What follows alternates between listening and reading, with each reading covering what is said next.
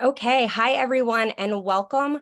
My name is Carol Glasser. I am a associate professor of sociology at Minnesota State University in Mankato in the United States. I am also chair of the Animals and Society section of the American Sociological Association. We are one of the co-sponsors of this series. We all have the pleasure of co-sponsoring this series with the Animals and Society Institute. If you are not a member of the Animals and Society Institute, I highly recommend that you sign up. And if you are a sociologist, please join the American Sociological Association and join us. I know that's a smaller crowd, but anyone free of charge can get on the email list for the Animals and Society Institute. So I really recommend you do that. You get announcements about great things like this. And ASI also has a lot of great resources on their website. I've gone ahead and posted links to both of those organizations in the chat already. And we also record these colloquiums. And so you can find videos of our past colloquiums on the ASI website. And I put a link to that up already. So if you want to see some of the other things that we've been up to and we've been doing, there's been a lot of great talks in the last couple of years. So please go ahead and check that out. Before I introduce our speaker, I would just like to let everyone know this is being done in a meeting format. The reason for that, rather than a webinar format, is because half of the event will be our speaker and then the other half will be a Q&A. So that gives you an opportunity if you have questions to speak and enter into dialogue. So just make sure that your mute button is on so it doesn't interrupt the speaker while they're speaking. The format will be a talk, and we'll do an uninterrupted talk. You can feel free to put things in the chat and have conversations as the talk is going, but we're not going to do questions during the talk. Then after about half an hour, we'll open it up to Q&A. During the Q&A, I'll moderate the chat so that if you have any questions that you want to ask, but you don't feel like speaking out loud, or something just pops into your head and you don't feel like waiting and you want to get it out there, please just put it in the chat and I'll be sure to go through and moderate those questions and be able to ask them. You could also use the hand raise emoji, and then I'll just call on people in the order that they were taking, balancing that between the written and the spoken questions. So without further ado, this is not the reason you are here. You do not want to hear these announcements. You want to hear our talk today, Coexistence with Community Cats. Coexistence with Community Cats is a talk that's being given by Dr. Irina Frasin at the Institute of Social and Economic Research in Romania, the Romanian Academy, the Iasi Branch. Dr. Frasin is a researcher in the Institute of Social and Economic Research, as I just noted. Her basic formation is in philosophy and history, and for about 10 years, she has taught classical Greek philosophy and intercultural communication. Lately, she's begun to focus her research on anthrozoology, moving from intercultural communication to interspecies communication. She's currently co-editing the book series Anthrozoology Studies and Thinking Beyond Borders. As well as animal life and human culture and non-human animals in open societies. So we clearly have a lot to learn from Dr. Frasin. So with that, I'm going to turn the talk over to her. Thank you so much, Carol, for this nice introduction, and hello everyone, and thank you for joining this. First and foremost, I wish to thank our guests, Carol, Gala, and Lisa, for organizing this wonderful series of discussions. And it is my pleasure and privilege to be here with all of you and debate this very interesting and important topic, and also very dear to my heart, especially. So I will go on and share my screen. Please let me know if everything is working fine. If you can see it. It looks great. Okay, thank you. So we'll be talking about the coexistence with community cats. And I wish to start with an overview of the whole presentation because there are so many interesting things to note about the community cats. So I just organized the discussion in 3 main issues. First, we'll talk a little bit about the cats themselves, who these cats are. Then we'll be talking about the issues they raise, or better said, the problems that we weave around their existence, the problems that we create regarding their existence in our communities. And we will try to see what is the way forward towards a more compassionate coexistence I just can't move this. I don't know why. It's not working. Yes. So first, who are the community cats? When we talk about cats, the borders between wild and domestic, tame and feral are getting a little bit blurred. There are so many categories that we try to fit these cats in, and sometimes these terms are even used interchangeably, and they are very much dependent on the context. And because I'm talking from Romania, we don't even have translations for all the terms that we use when we talk about this in English. So the terminology is a little bit elusive. This is good and bad. It's kind of ambivalent. It's bad because we tend to put negative tags to charge negatively some of the terminology around the unowned cats. This is why I prefer to refer to them cats.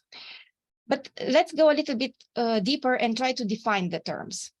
How the basic criteria when we are talking about these cats are, and trying to fit them in different categories, are their guardianship status and their level of socialization. So first of all, we have the companion cats that we all are so familiar with, but these companion cats are also house cats. Yes, maybe, or maybe not. Maybe they do roam outdoors freely in many cases. We have the stray cats, the cats that live close to us, that they are familiar to us, they use our resources. Some of us feed them, see them around our apartments, our homes, blocks, neighborhoods, enjoy their presence. Some of us are disturbed by that. But first and foremost, these stray cats are having quite a good level of socialization, but they are unowned. They don't have guardians, or at least in the normal, I mean, in the usual definition of the term. And then we have the feral cats. The feral cats are both without a guardian, and they are also unused to people. They are considered as living away from human management and control, having their own lives and societies and communities apart from us.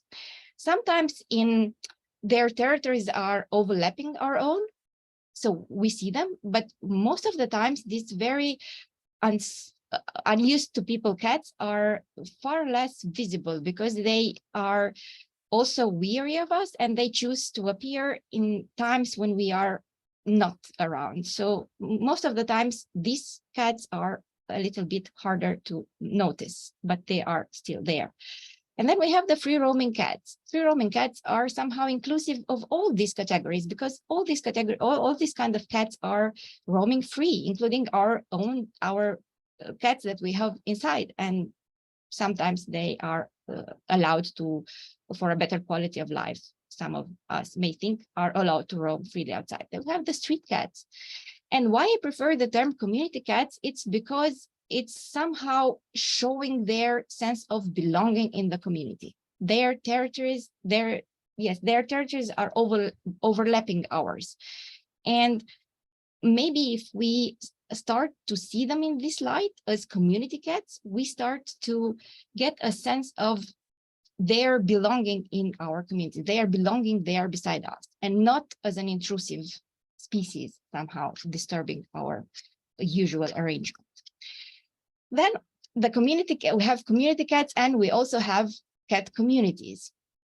Feral cats live everywhere. They can be found everywhere where people have traveled, because either we brought them along as for rodent control or other pest control, or we accidentally let them escape from our homes, or they are deliberately abandoned. Most of recently, this is the case, may be the case. And this is why we have a very large variation in how we see these cats, where we see these cats, and how these cats live. And this is important to notice, because these differences that we are creating, I mean, that we see between them, it's also creating differences in the way these cats live. Their communities are different. The way they live, their communities and cultures are different. The way they live, it's different upon the situation where they are living, upon the community that they are inhabiting. So let's go a little bit deeper and see a little bit of cat behavior and philosophy. Most of us, when we talk about cat behavior, are used to think about the house cats. There are a lot of books talking about this, how we can create better environments for our house cats and how to keep them happy. But these cats are just a part of the story, and many cats live independently of human care and control. And these cats live quite a different life than our companion cats. And it is a lot to learn. We have a lot to learn from them, observing them and how they live their lives in our, between, among us in our communities. We have a lot to learn from them if we want, even if we simply want to offer a better home for our companion cats.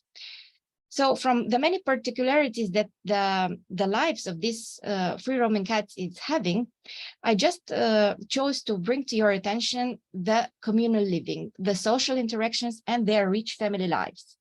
This is, these are the things that impressed me the most, because generally we tend to think about cats as being solitary, or at least solitary eaters, solitary hunters, if not completely solitary animals. Anyway, when we think about them compared to our dogs, which are pack animals, clearly, we think that cats are loving to be left alone. And if we just have one cat bringing another one, it's somehow disturbing for them. And you know, the territory fights and all those disturbances. But observing these cats living outside in their special communities, it's just a pleasure and privilege to be among them, because they are so loving and they form communities so well, working so well together. I'll just give you an example and move forward because of the time. For instance, we know that, and this I've seen in the cats that I'm following, that mother cats used to leave the sick kittens outside of the nest to protect the remaining kittens of the disease. The interesting part in this community, community cats, is that other cats from their communities are stepping in and taking care of the small ones, not to let them just die because they are so small and alone and helpless. And this is just wonderful to see. Now, the way we frame the issue is somehow dictating the way we will look for solutions. If we see the feral cats as wild and separated from us, then, if we frame the problem of the cats in this way, then it will be easier for us to imagine and think about ways to control them than about ways to integrate them in our communities, to see them as our co-citizens and to find suitable ways to coexist, to be good for us and for them in the same time.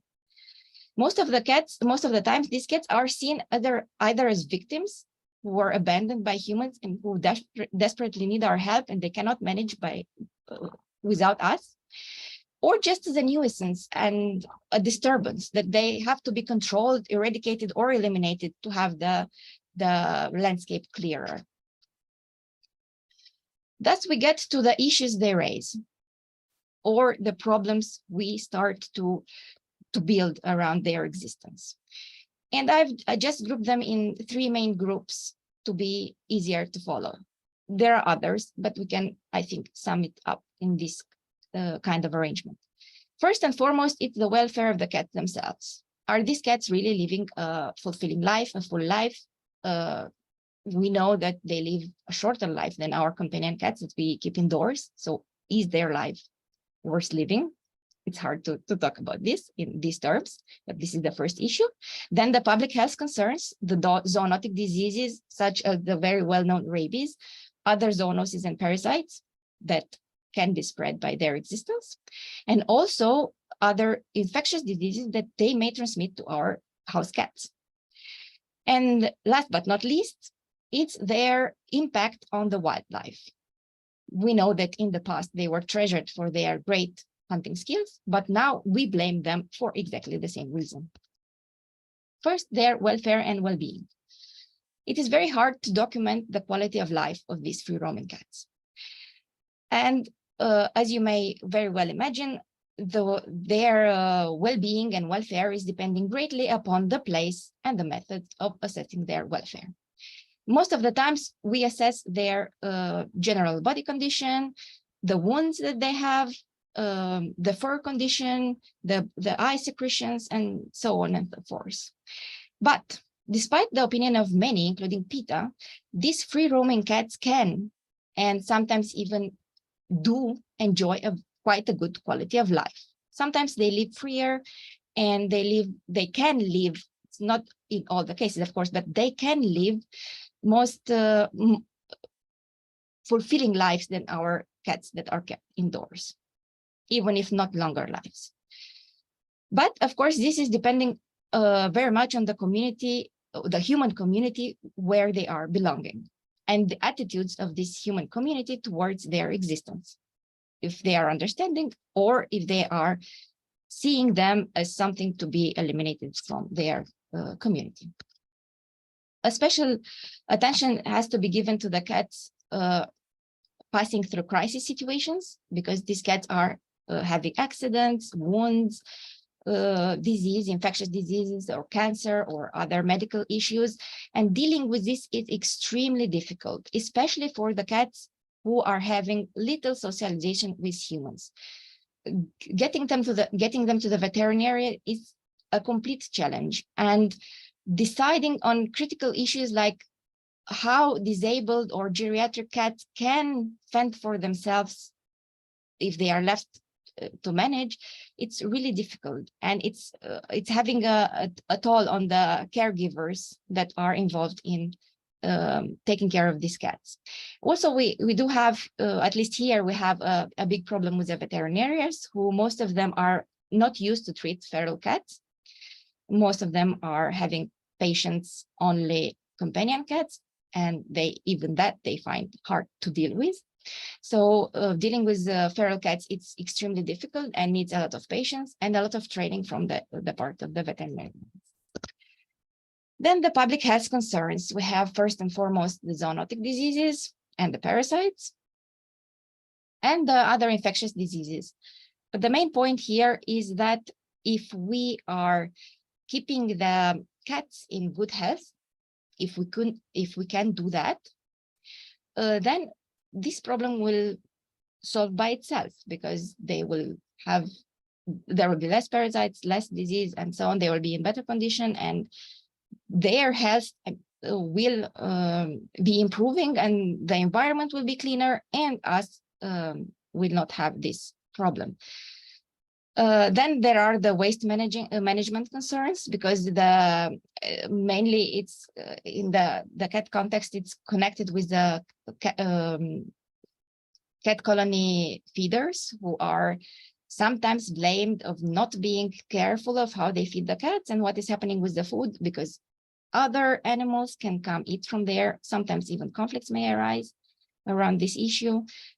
So this is a little bit complicated to solve, but also with education and care and a lot of information, this also can be managed correctly.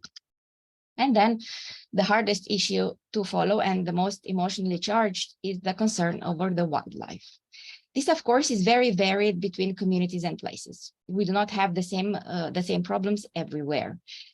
Cats are opportunistic hunters, and they adapt very well in their niche, in their ecology, in the space where they are supposed to live. They are also the rodent specialists, and this is making them, or at least for a long time in history, made them extremely precious assets to have around. But it is very difficult to balance their interests and those of the wildlife in places where they are really endangering the wild birds, for instance. There are apparent conflicts in dealing with this situation between conservationists and animal rights representatives. I will not go into details because of the time concern, but the problem is we should go beyond this, because both perspectives are concerning the love and care for everything that is alive. So we should be mindful when drawing solutions, to be more inclusive and to think of all the parties. Because me, for instance, I'm also a bird feeder. In the winter, I like to feed the birds, and I also take care of the cats. And this can be managed, of course, with a lot of care for not disturbing the balance. So in fact, we need context-sensitive evaluations and context-sensitive solutions to adapt to the place we are talking about and the wildlife existing in those places. And this should be possible. It must be possible. The perspectives, as I was saying earlier, are very emotionally charged when we are talking about this, because it's depending very much on life experiences, interpretations of the facts, and also insufficient data.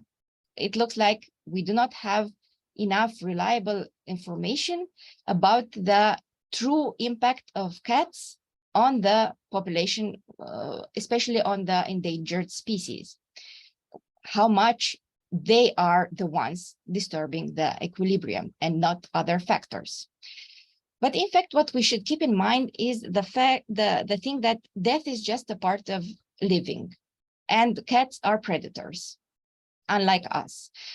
So it is really, really important to see that these are who they are. They will never be something else. And the only way, we know that already, that the only way to stop them from hunting is to keep them indoors, because all the other inventions like the bells on their collars and other ways to stop them, it's really frustrating for the cats. And some studies are saying that it's not even having the hoped effect for protecting the wildlife. So the situation is the following. First of all, we should get more comfortable with the natural order of things, because death is just a part of life, and there where there is no death, there can be no life, because everything is transformation, and predators do have a very important role in the ecosystem in general. So we should not bring these anthropocentric cares that we have in this talk. But also, there are situations, of course, where cats are really putting in danger different species, and these situations should be addressed separately and with a lot of concern for everybody involved. So it's a very delicate balancing act. We have to admit that cats are skilled hunters, and they can kill prey as large as a rabbit. And they kill a lot of prey per day if they are to feed themselves, in case they are semi-wild, or they just kill because this is who they are, even if they are well-fed and taken care of home cats. Their home range is varied, so we cannot rely on the fact that we can keep them just here around and they will not roam in enter other wilder spaces where they can cause damage. There is the case here when cats are entering natural reserves and they are blamed for killing birds there, but the situation is yet unclear. Are these village cats who are roaming that far, or they are living away from human, they are living completely away from human care? Here, at least, we don't yet know. In Australia and New Zealand, the situation is extremely particular, because the cats have been pinpointed of playing a key role in both local and widespread decline and extinction even of some species of native birds. So where cats have been introduced quite recently, and the native life was unprepared for these exquisite predators. Even the framing on the other side of the talk in this way, non-native invasive species perspective, like in the case of Australia and New Zealand, it's not necessarily value-free. It's very influenced by our interests, because in general, native animals like wolves were eliminated because they created us problems for non-native animals like our livestock. So we have to be very well balanced and leave emotions aside when we are trying to decide which is really the best way to go. And first and foremost, of course, we need a lot of information and a lot of studies done in this direction. We have also the mesopredator effect, the case when the top predator is eliminated, then the effect is not the hoped one. And the urban predation paradox, the case when in urban spaces, rich in cats and other predators, the population of birds is still very high, or even higher than in rural areas. So feral cats are a boundary case that reveal the fragility of the hard and fast categories that we have established to try to assign meaning, value, and territory to members of other species. They reveal the wilderness that lurks in even our most intimate and domesticated companions. And they also reveal the possibility of communication and care, even with animals who reject close contact. I like this so much. And this is describing so much, so good, the relationship that we can share with these wonderful animals. And finally, towards a compassionate coexistence. We do not have time yet to argue about the duty of care that we have towards these wonderful animals, and because of how they were domesticated and how much we were dependent on them all along our histories, because they got there protecting our first granaries, libraries, ships when we traveled, and so on and so forth. So we really depended on them for a large part of our history, and thus we became dependent on them. So I do think that because of that dependence, and because we tame them and use their skill for our advances, we do really have a care of duty towards them. And there are a lot of moral dilemmas surrounding of how exactly we should try to care for them, because the fact that we do have a duty of care, we may agree to that, but really what this duty entails, then it's a different story. And every time we try to live differently with other species, we enter in this debate, and we do have a lot of differences, because first of all, what is the best, how we can choose the best life for us different species? How do we know? And the more we respect them and we respect their autonomy, then we should be just leaving them be and not put limits on their exercise of autonomy. But sometimes this is inevitable because we are sharing the same space. So we need to find coexistence strategies that are working for both of us. So what is correct? How we decide what is good, what is not good? Can we decide for them? Or maybe we should find ways of listening to them and letting them decide what is what really matters for them, what is really important for them. So in fact, we need to find more equitable ways of living with our community cats. We have to understand them better, first and foremost. We need to find ways to understand them. And this is a cooperative effort because monitoring cat colonies is complicated, and sharing resources and information is crucial. And we need to engage with them as subjects, fellow co-citizens, because only in this way we can be attentive to what they are trying to tell us. We can be attentive to their needs, and in this way rethink animal well-being and protection, not only in sanctuaries, but also in society at large. We need to reimagine the way we think it's correct and good to live together. We need to manage cat colonies sometimes, because overcrowding, it's a very serious risk for the cats. And when we start to feed the cats, the number of cats are going higher, and then we need to intervene not to have complicated issues. So trap, neuter, return programs are really helping in improving the life of these cats.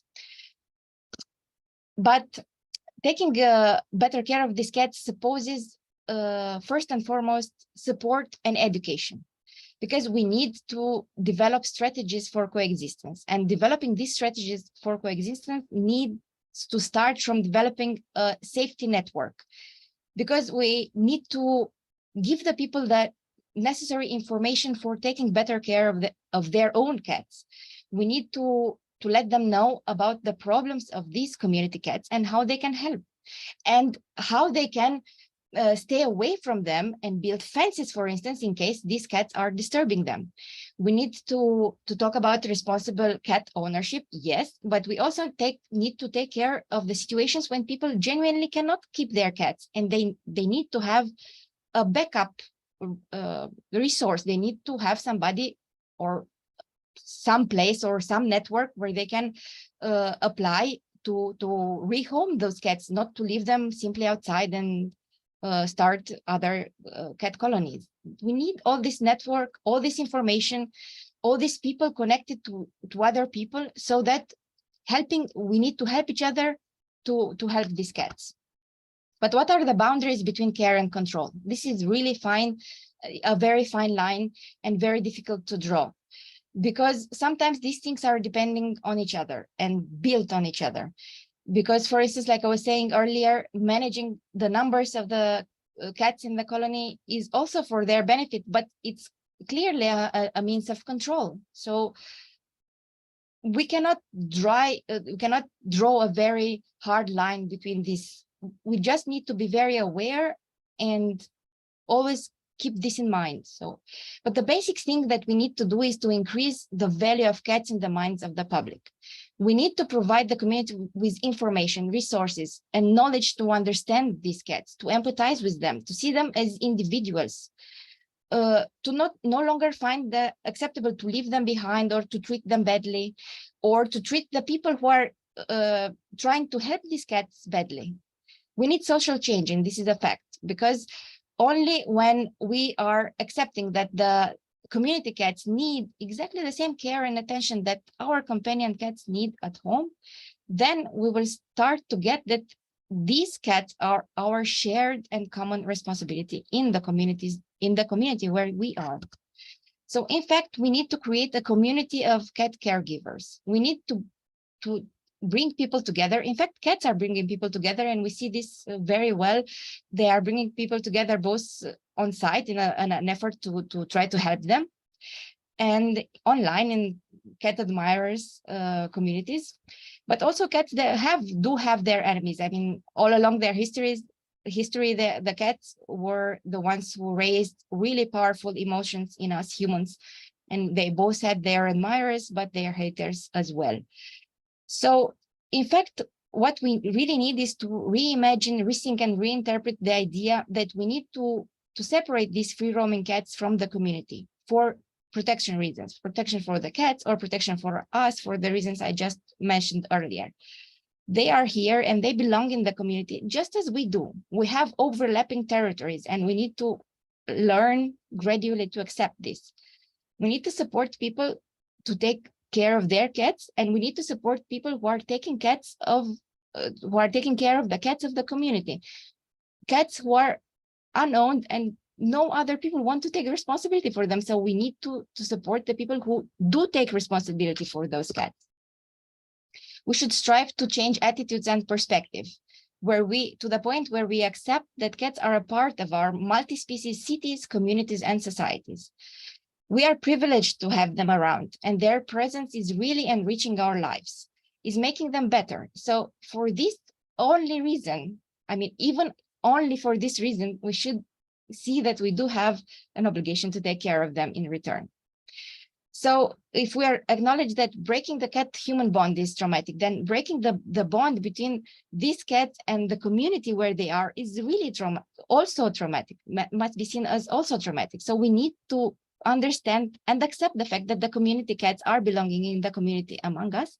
And in this way, if we build the relationship with our cats in this way, then this relationship with the cats can be a model for making or for designing future multi-species assemblages, cities, and other arrangements. This is a list of selected references, and thank you so much for following this presentation.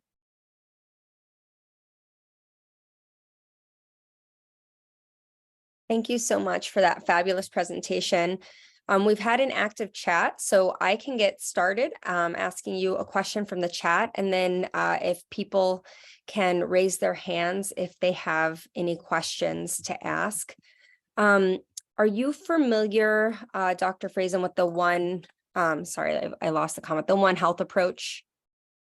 Yes, of course. Okay, Yes. so someone wants to know, what is your view on the One Health approach to managing colony cats? As I was trying to say earlier in the presentation, the fact that we still see cats as a threat for our health and our the cleanliness of our environment is having a lot to do, in my opinion, with the fact that these cats are not always in the best health possible. So if we are striving to keep the cats healthy, it is really difficult, because this is very dependent on the situation of particular cats in particular and particular cat communities. But the idea is that as the cats are getting to be healthier, the environment will be cleaner, and us will be protected from the diseases that can spread us, and also our house cats, because we, at least here in Romania, we do have this problem that we have to vaccinate our cats more than in Western Europe, for instance. I mean, yearly, for instance, because we do have this diseases that we can bring to them and they can get from our community cats. So taking better care of the health of the community cats will also bring the circle, the full circle, and we will all be better off in this way. Thank you. And now I'll turn to Chris Hill, if you want to unmute and ask your question. There it is. Yeah. Hi, Irina. Yeah, great talk. I always love hearing you talk about cats. And I do have a question, but first I just want to really say that you said that we really need to find ways of listening to the cats and respecting cats as individuals. And I totally agree. I'm like, yes, we need to because I hear a lot about what's best for cats and what different people think are best for cats. And I really think we do need to look we need to listen to the cats. Yes. So I feel like, it's a little bit preaching to the choir, because I'm totally on board with all your ideas. But I just wondered if you thought, so I have this conversation with my colleagues sometimes about in the UK, the reintroduction of wildcat species like the Scottish wildcat. There's a lot of research on rewilding, and I really struggle with that, because on the one hand, sort of the cats are losing popularity because they prey on birds and they're a nuisance, and on the other hand, conservationists are all about protecting or reintroducing this species, and that they're so they look the same when you see them. They're behaviorally very different, but I just find that whole thing in itself, it's something that I struggle with a lot, or I think about a lot. But I had a question. I'm sorry, I'm waffling on again. Excuse me. I just wondered what your thoughts were on these two very closely related populations of a wildcat species versus free living Felis catus. And I'm going to shut up there, because I hope you got my question, and I'm I'm going off on one again. Sorry. Thank you so much, Chris. Talk. Thank you so much. It's great to see you again, and it's always nice to chat about cats with you, and it's really a pleasure. So the situation is really complicated, because what we admire, it's exactly like I was saying in the presentation, what we admire about our cats in the beginning, because they are really skilled hunters. Now we see in the wildcat species, and for them it looks like it's just fine, because while they are wildcats and they need to prey in order to make their living. So my point on that is that, in fact, we should be looking very carefully, and I don't think this has been done enough, on the ecological place that our cats are having. I mean, I think that they have been blamed a lot for disturbing the wildlife and so on, but really, at least in some cities and in some contexts here, they really have a really important role in keeping some populations of rodents under control. And this is really, I mean, this is something to think about, because well, cats are predators. Okay, so we cannot think about them in another way. And I'm all for reintroducing wild cat species, because I don't know, I think all cats are precious, so why not? And they are really adapting really well to living independent from us, and they can be kind of a model for other rewilding programs. But anyway, when we are talking about this reintroduction and rewilding and so on, we should do it with compassion. We should not get the individuals out there to manage on their own. So in a way, feral cats have a lot to teach us on this, because they are managing quite well away from us. So maybe they can really be a model in reintroducing these wild species in a compassionate way for the individuals. So yeah, I mean, I think that we really need to look harder on their role in ecology, their place they have, both the newly introduced wild species and our free living cats. So to understand them better, because I think this is lacking some really hard studies and information on that. So I hope I answered your question. Thank you. We just got a question in the chat from Kathy, who says, I work in Northern Italy at Cat Refuge, and I'm toying with the notion that feline colonies are interspecies social laboratories. This would fit with the one welfare, i.e. cat givers, cat QOL. Thoughts? I don't know if you want to read the question in the chat, or if... Yeah, I think I need to read it to get it better. But I need to find it where it is. It's the last question in the chat.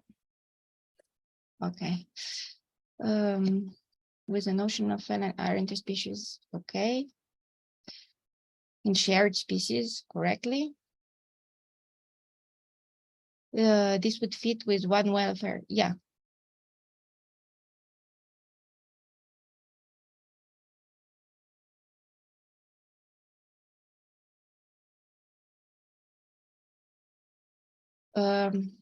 Well, I'm not sure that I really get the question, but in fact, from where I stand, our community cats and cat colonies, yes, they are definitely social laboratories, and they can teach us a lot of how to live in a multi-species space.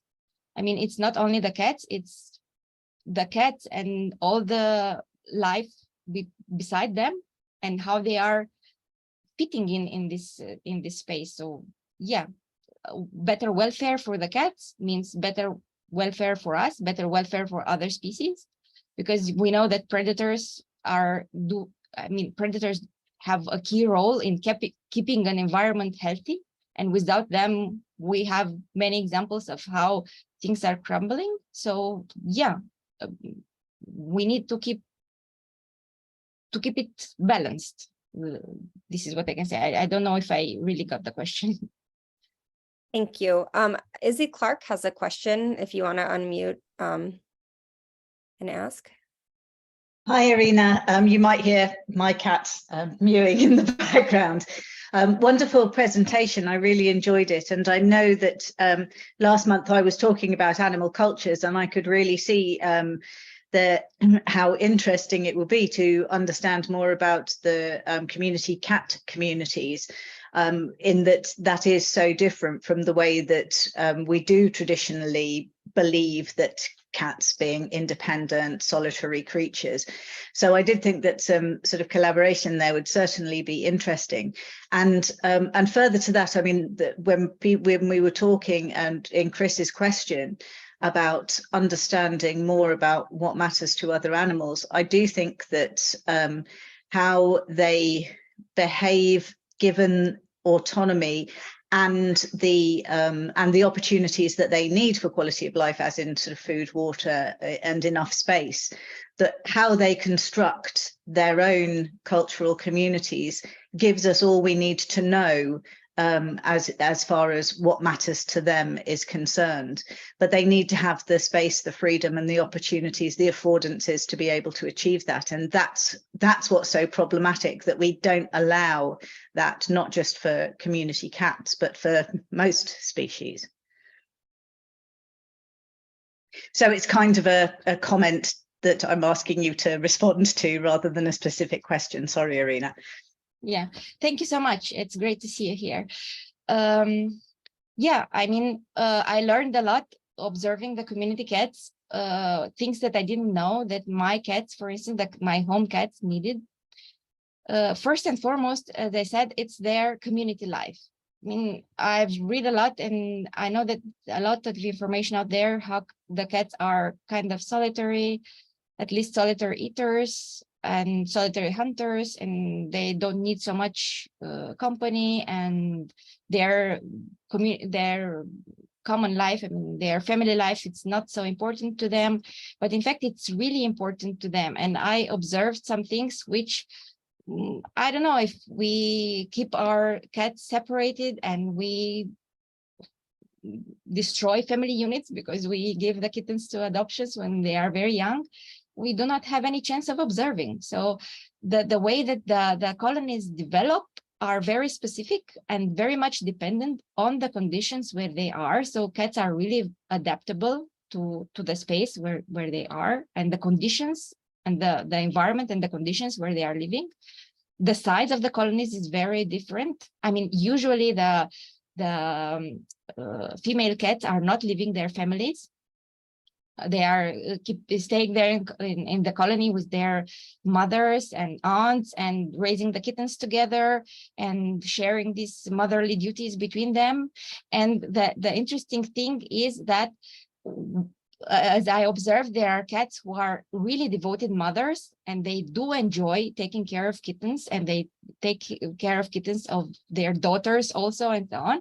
And there are other cats who are very much disturbed, or they are a little bit more independent, and they don't like to take care of the kittens for too long. And the nice thing that in a cat colony, you will see cats feeding their kittens and the kittens of another cat, or their sister or their mother or whatever from the colony. So you see quite old kittens, like 5 months old kittens, staying there and cuddling with 1 month or 2 months old kittens. It's really, I mean, their families are really complicatedly built. So their relationships are complicated. For instance, young males.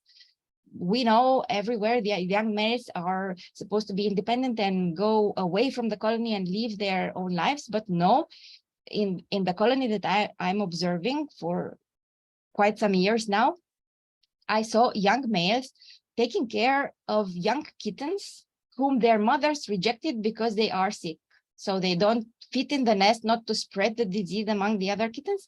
But these young males, like 6 months or something, 7 months old males, are taking care and washing the small kitten and feeding, I mean, feeding beside the small kitten, because they are getting the food. These cats are already fed, but they are eating together from the same place. So he's protecting somehow the small one. It's really impressive. I mean, given the chance to observe this cat in their environment without too much of our intervention, we discover just wonderful things.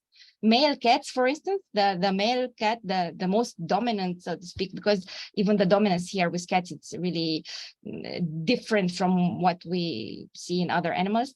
The most dominant cat in the colony I'm observing, for instance, was choosing high places where to stay and watch over the young ones playing. So it's really wonderful. I mean, we know that the father cats don't care about their kittens. I mean, they are just there to father them, and they don't get involved too much. But yeah, in some cases they do get involved and they do watch over them. So it's really great and informative to observe them and to learn from them and to really listen to what they want and what is important to them. Yeah. I hope I answered somehow. Thank you. We have a really active chat, so I just like to tell everyone now if I don't get a chance, because we might go right up to the timer here. I will do my best at the end of this event to compile a lot of the resources that are being shared in the chat. So when I send everyone who registered a recording of the video sometime anywhere from 1 to 2 weeks after the recording. So I'll do my best to compile these resources for you all, but you might want to go ahead and save the chat as well. We have a number of questions. The last question we got is a question about if your colony is fed by humans. And I'm wondering if I could just sort of expand on that and ask you to tell us a little bit about the work that you are doing specifically with your colony and what that colony is like and the types of observations you are doing, just so that we can know a little bit more about that context. Well, the colony that I'm observing right now, I mean, I've been doing this for quite some time, and it's not only with this particular colony that I'm observing now, but before, it was when I was living in a different space, I was observing the colony in the neighborhood there. But now I moved to a different neighborhood, and I'm observing the colony of the cats living here. And the interesting thing is that the cats, the community of the cats are very different, because in the old place, the cats were loved by everyone. They were mixing with house cats that were having also access to the outdoors, and they were very friendly, human oriented, and so on and so forth. But here in the new place and the colony that I'm observing right now, is that the people are, I mean, it's a complex of villas where people don't like too much to have cats sleeping on their outside furniture, so to say, to get them on the flowers and so on. So the cats here are very much weary of people. So they are keeping their distance. But they are fed by a number of neighbors in the area. So their territory is overlapping several yards here. So it's really interesting. These are the cats that I'm observing. So yes, they are fed by people in the neighborhood, and they do have places where to stay in the winter, because we used to have, but now lately with the global warming, the winters are a little better. But anyway, it's getting cold, so they do have place in garages where to play, or basements where to sleep and to find warm places. Yes. So they are okay, not everywhere, but I guess that they are learning where they are okay to come and where they are not wanted, and they avoid those gardens and territories. So, and which is something that I observed lately, and it's really making me happy. It's that they started even to learn how to avoid cars. So we didn't have car accidents lately. So I hope this situation is continuing like this, because people are not taking care of cats when they are driving, unfortunately. Thank you for telling us a little bit more about that. I have a question from Kate in the chat. I don't see any hands up out there. There's already a lot of conversation going on around this in the chat. But the initial question is, do you think there is an ideal vision or outcome for cats? For example, in New Zealand, some people have been saying every cat on a lap should be our goal. This could mean that community cats are okay, where they have dedicated carers, but it does mean that we maybe shouldn't create more cat colonies. What are your thoughts on that comment? Well, my thoughts on that is the situation is very specific, and it cannot get a general answer. So it's very much dependent on the community or on the place where the cats are. If the cats are, like I was trying to say earlier, they are generating a real conflict over the wildlife preservation, or their place in the ecology of the system is really documented as being negative, then yes, what you said, it's going to be okay. But if it's not the case, and I guess that in most cases it's not the case, then I am very well, I mean, I think that the cats who are living free lives, they can live really good and fulfilling lives. And this is what I see in the colony that I observe at the moment. Thank you. And we but we probably have time for one more question if anyone wants to raise their hand. We are really close to time though. I Yep. I would just say that if you save the chat and can possibly send it to me, because I didn't have time to read any of the comments and Yes, I will definitely send you the whole chat, and for everyone else, I will do my best to compile all these resources. I'm also going to pop up here Dr. Frasin's contact information as well. This has been a really great presentation. Everyone's thinking a lot, and the chat has been active the whole time. So I think that you are really going to enjoy reading that. I would like everyone to take a minute to thank Dr. Frasin for this wonderful talk. Thank you so much. It was fabulous. Thank you everyone for being here and for talking about such an important issue, because thinking about the cats, talking about the cats, finding better ways to coexist with them and all the other living creatures around us, it's really a wonderful step, and we really need to do that. Thank you so much. And thank you. This was a wonderful way to end our colloquium series for this academic year. We take a small break for a few months during the summer. I know not everybody is on an academic schedule, but many of our speakers are. So hopefully you are on the ASI email list. If you are, you'll get announcements about these, or if you're on the ASA Animals and Society section, you'll be getting announcements about these as well. You also had an opportunity when you signed up to be on a mailing list to know when we have more of these talks. So our next talk will be in September. So thank you all so much, and look for an email from me with the recording of these events and some of these resources. I hope you all have a wonderful rest of your week and weekend. Thank you. Bye, everyone.